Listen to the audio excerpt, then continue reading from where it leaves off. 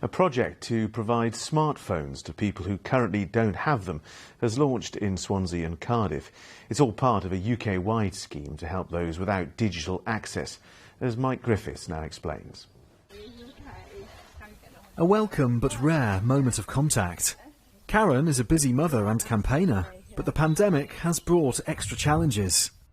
I'm essentially a parent carer, so in the first instance I have a daughter who is 25 years old who has profound and complex needs, so she has very high care needs, and then I have younger children. I have 4 boys, 3 of them diagnosed with an autistic spectrum disorder. How has the pandemic affected you and affected them? Oh my goodness, if you told me a year ago that this was going to happen, I probably would have had a breakdown before the pandemic began. It had a huge and profound impact on our lives. So instead of being in rooms with social workers or in rooms for like an educational review, suddenly everything's switched to Zoom. So that for that you needed a platform to access that, you needed some kind of device to access those aspects.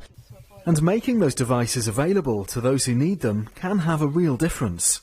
Volunteers in Swansea have teamed up with the environmental charity Hubbub to provide refurbished phones and data.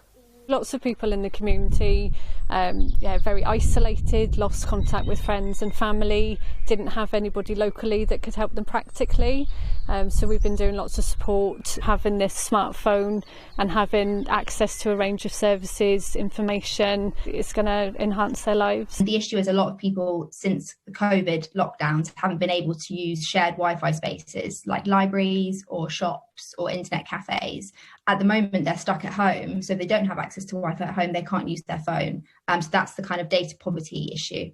To be connected to, the rest of the world, having some kind of access and provision that kind of gives you that well-being and that kind of mental space that you need.